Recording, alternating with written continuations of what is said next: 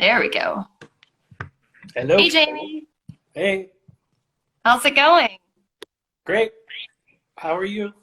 Great. Thanks so much for joining us today. Glad to be here.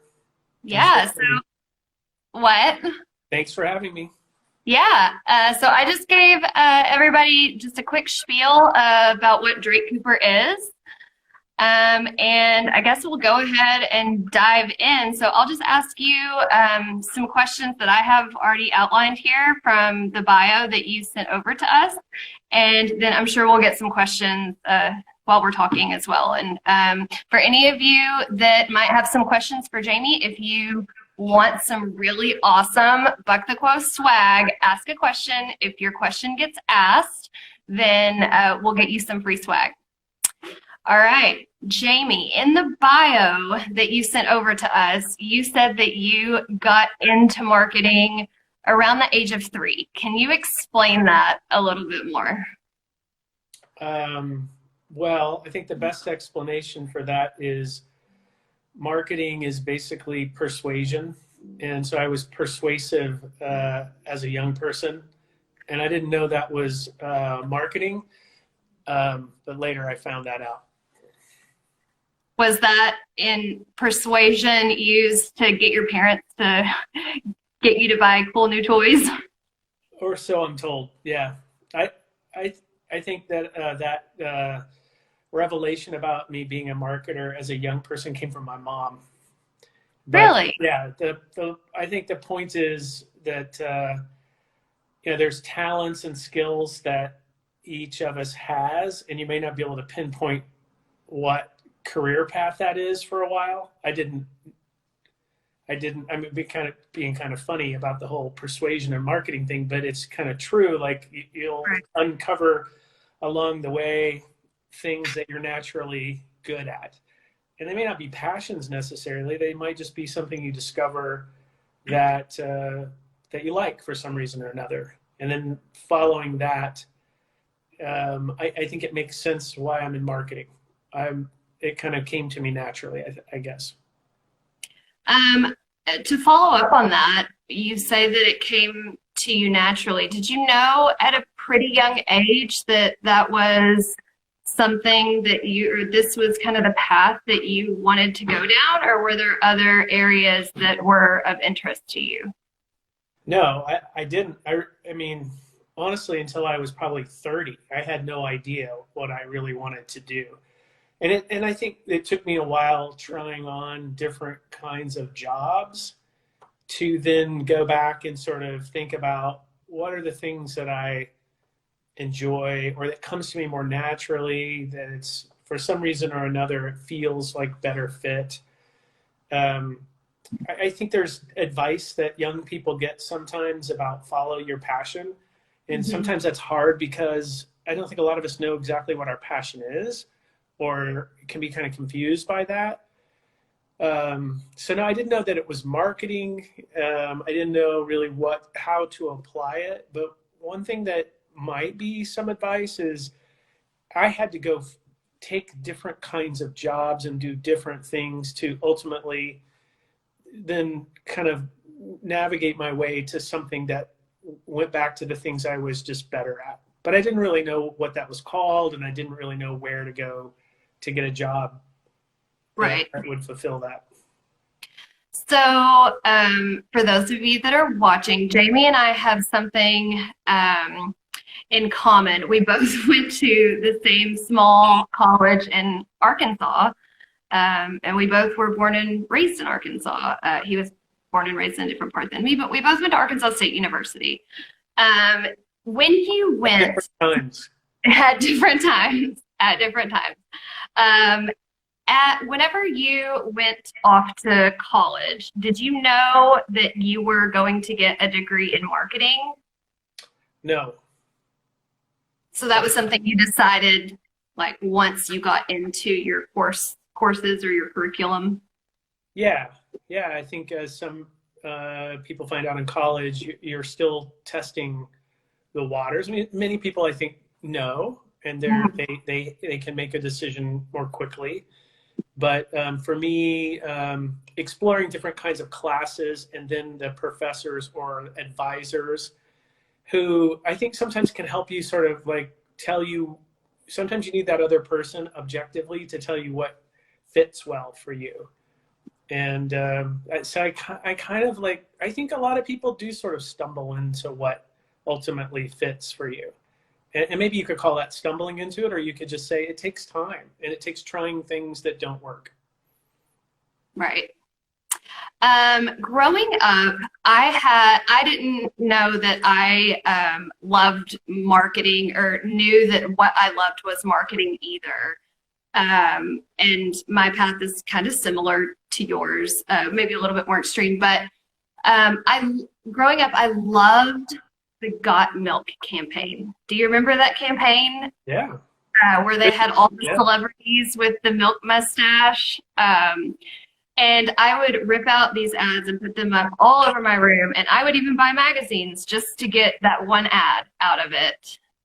Was there anything growing up or even in college, any kind of campaign or brand that you just absolutely loved? When I was like more college age, I loved the early Apple work that was done about the time of the 1984 ad. But no, as a kid, I mean, part of advertising and marketing is culture and just being in touch with culture. I was really into music, and I think anything that was Rolling Stone oriented back then, so that was the stuff I pasted up on my wall, was more kind of what was going on in culture at that time. Nice. So you mentioned music, and I know all of your employees and most people that know you love music. Did you ever consider going down a career path that involved music? I did. Yeah, I actually lived in close to Arkansas. After college, I lived in Memphis for about 5 years, which is a big music town, as you know. Yes. And then I was in Nashville for about 5 years, also a big music town. And, I don't know, somebody gave me some advice along the way. And I think the opportunity didn't really present itself. I did look at that, but particularly in Nashville. But someone also said, like, be a little bit careful about following your passion into your career, because it can, if you really love something and then you do that all day, every day, that may be great.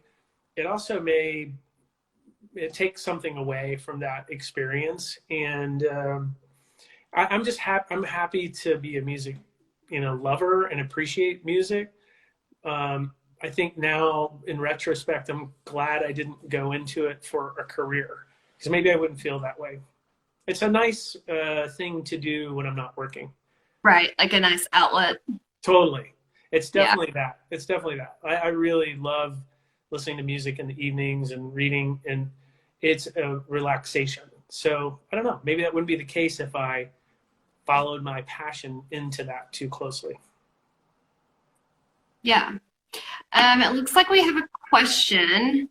I think maybe this might go back to when you were talking about in your 30s. How did you realize things were different at the age of 30, where you knew that was it? Like, aha, like marketing, this is it. This is what I'm going to do. Did you have an aha moment Um, or a you know, job? I'll answer it this way. Somebody said to me once, like, it's important to think about what you want to do with your day. Like, this can get complicated when you're trying to, wonder how you want to spend your whole life professionally. That's a big question. But if you break it down to, like, what are the things you like to actually do during the day? What would it be fun for you, or exciting, or motivating? For me, I think where I ended up got pulled more into marketing was when I realized I enjoy spending part of my day being creative and thinking about maybe innovative things, and the mashup of sort of technology or innovation and creativity, things like art and writing. And I just found out as I was working and doing different jobs and whatever I was doing, that when I got those opportunities, I really like got into it and all those kinds of things. And I realized it came out of trying a bunch of stuff and going into jobs where I didn't really like much of what I did. But I got the opportunity to do some of this a little bit, and then it just sort of, it kind of pulled me in.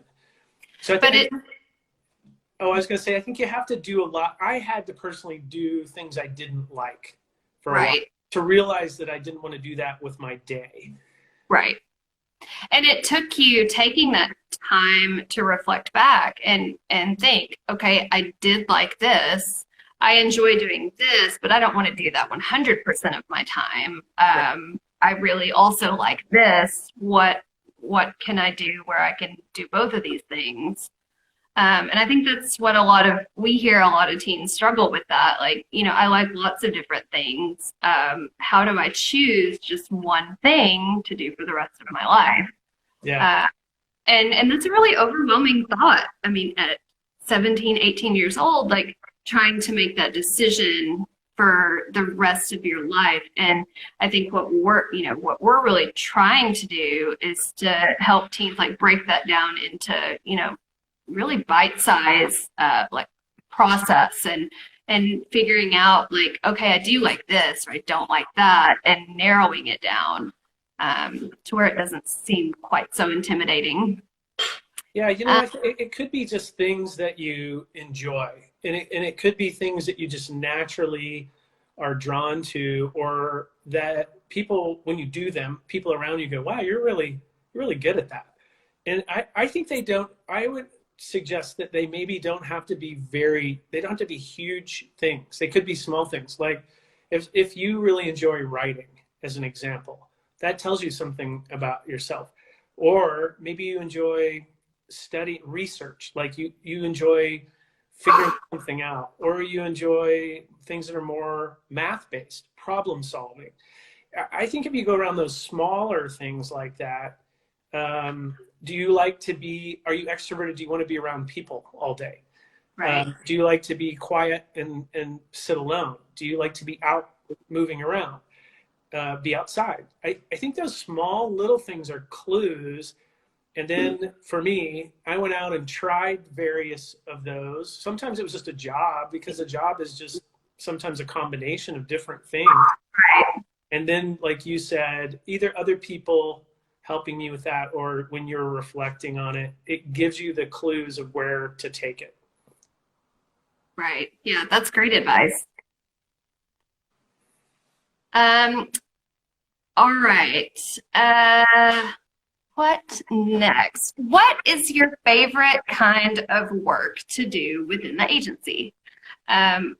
You work with lots of different brands, Blue Diamond Almonds, the Albertsons Foundation, which partners or supports a lot of nonprofit organizations. What are some other brands? I'm losing it. Newland Housing Development, CBH Homes. Mm-hmm. What's your favorite kind of work to do though? Is it helping brands like find their identity and really like building and creating that brand? Is it developing campaigns and really helping existing brands grow? Tell us a little bit more about what you're into. Well, I think the first thing is, when I was younger, I sort of liked the idea of, I want to work on maybe a music brand, or I love bike cycling, so maybe I'd love to work with a mountain bike manufacturer. Over time, I realized I actually just enjoy what I do, and it could really be anything. If it's a authentic, true story that's lurking there to be told. And sometimes that's a nonprofit thing. It's something for good. Maybe other times it's somebody selling a product. We do a lot of food and beverage work, as you know. So, sometimes it's interesting to kind of understand. I think as far as the kind of work that I like to do, mean, ultimately, marketing is really storytelling. Mhm. And when you find those organizations, and we're blessed to get to work with so many wonderful clients, but when you find those organizations where they're really doing something interesting and they just need help telling that story, that's really what we do as marketers. We're telling a story to different, bigger audiences, where selling something is your more one-on-one, you're selling that service or product or idea or whatever it is. And yeah, I just enjoy, working with people, helping them sort of discover that process. And what we do, as you know, Jordon, is you're never an expert at it. You keep learning every day. I learn something every day, and that's what makes it fun and exciting. And I think that's one of the things that motivated me early on is I do like that. I like kind of working that puzzle all the Yeah. time, trying to figure it out. Looks like we got another question. Ooh.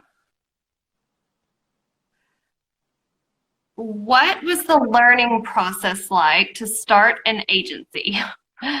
And well, you didn't quite start the agency because you partnered or bought it from Bill Drake, is Right. that correct? And then, so what did that process look like? I mean, how did you get to Boise and how did you know that Drake Cooper was what you wanted to do? Oh, that's a long story. The shortest version is, yeah, I came to Boise. I think I Hey, got. you back? I'm back. Okay, quick version. Yeah, the quick version. I was in Boise before, and this is a relationship business, and I had gotten to know Bill, and just a wonderful person to partner with and work with, and became a mentor and a really great friend over the years. And I think that's more of the story than the advertising part of it. Is building a relationship that becomes a partnership. Yep.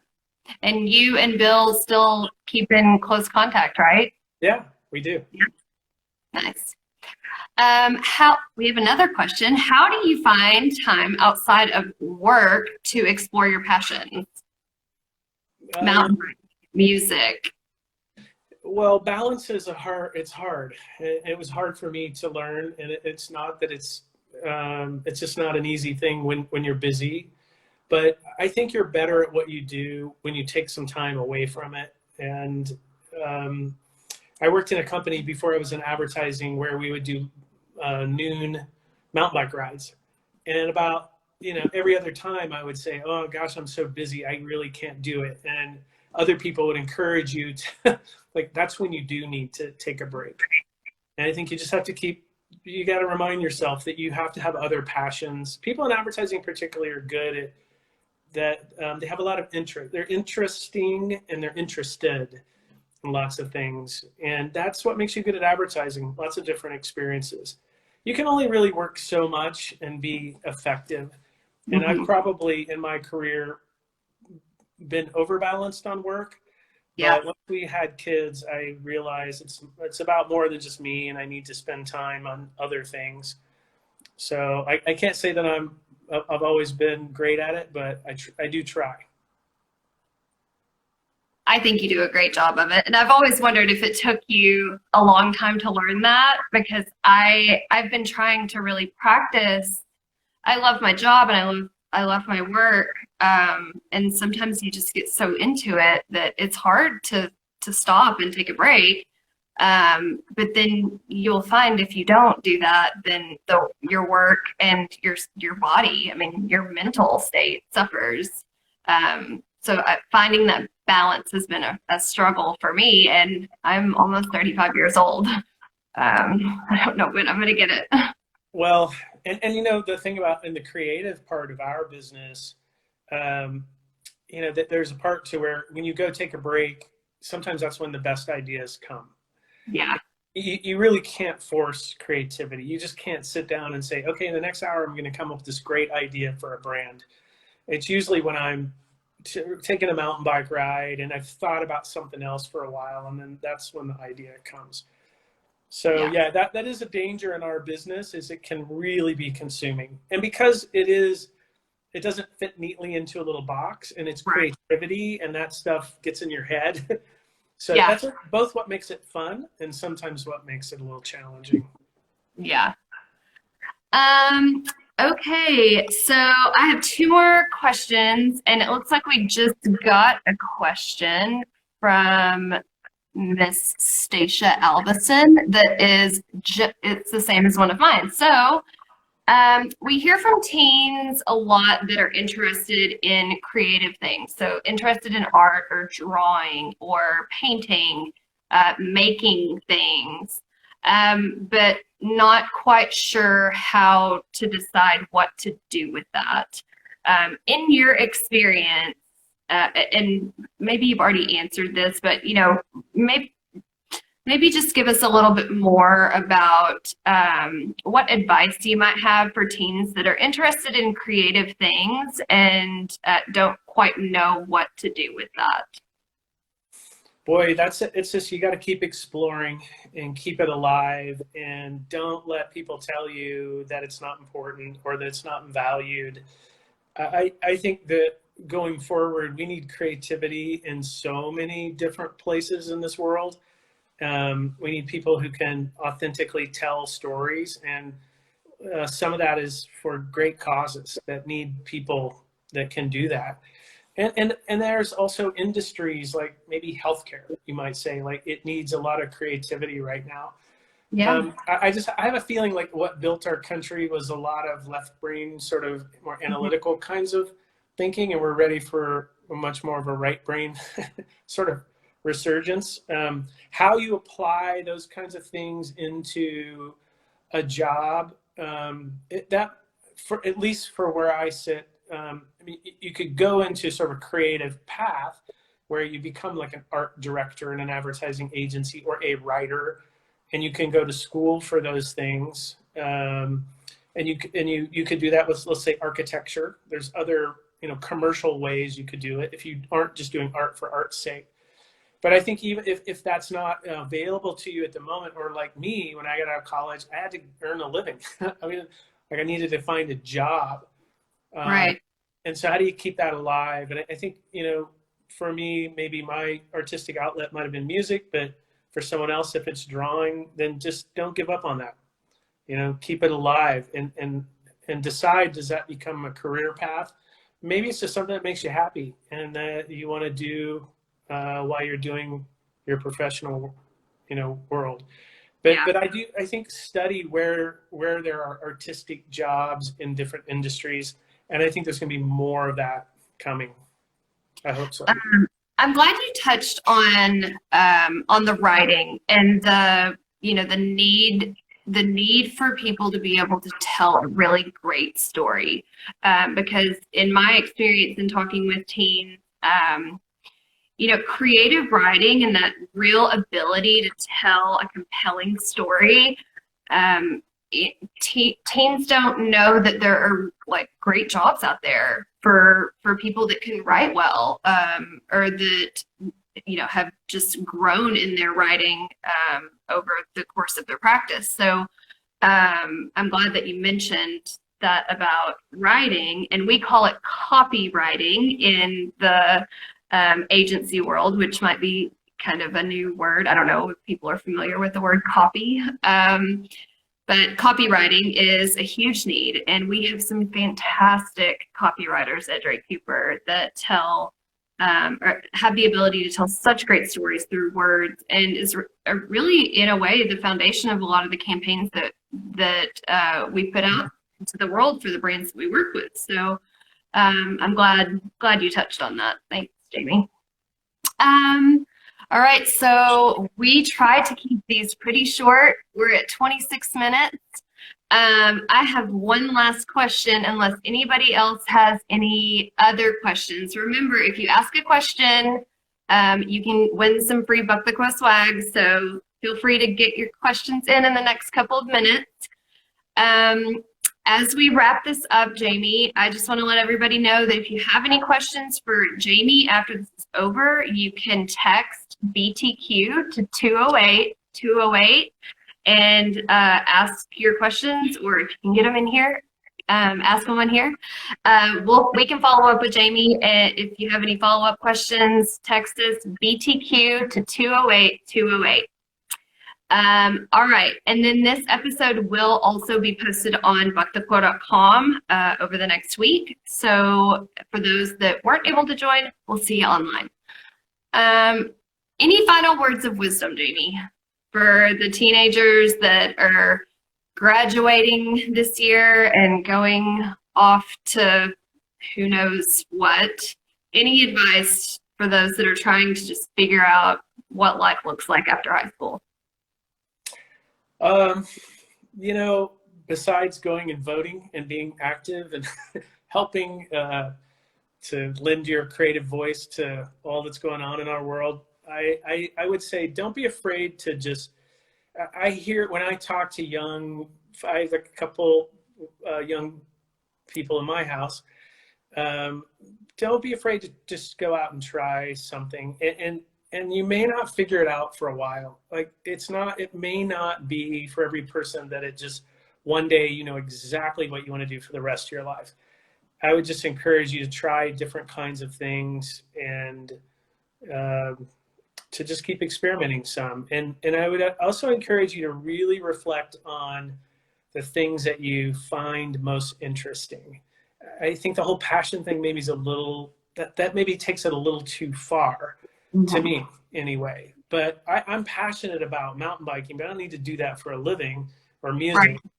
But I'm pretty good at certain things, but it took me a while to kind of figure out what those were. And one of them is, I think I'm okay. I'm a decent writer. So I like it. So when I write, it kind of makes me happy in my job. Yeah. So what job can I find where I get to write a little bit? And as long as I do that then maybe some of the other parts of the job that I don't enjoy as much aren't such a big thing. Right. So I guess my advice would be is don't be afraid to try, and don't worry so much about finding that right thing. It might very well come to you along the path. As it does for most of us. And, you know, growing up, I just thought that like my parents had it all figured out and they just knew it, but I never really took the time to ask them, like, you know, how did you, until I was old enough to be going through it or experiencing it myself. But I think most of us, it looks like we have it all together, but we had some ebbs and flows of how we got here, right? And failing forward, that's something that we talk about a lot, failing forward. You have to try new things, and failure doesn't mean that you're not good at something. It means you're trying. It means you're working. So that is great advice. Thank you, Jamie. And thank you for joining us today. I really, really appreciate it. I hope everyone out there got a lot of great knowledge from the Jamie Cooper, and we will see all of you next week. Thanks, Jordan. Thank you, Jamie. Bye, guys.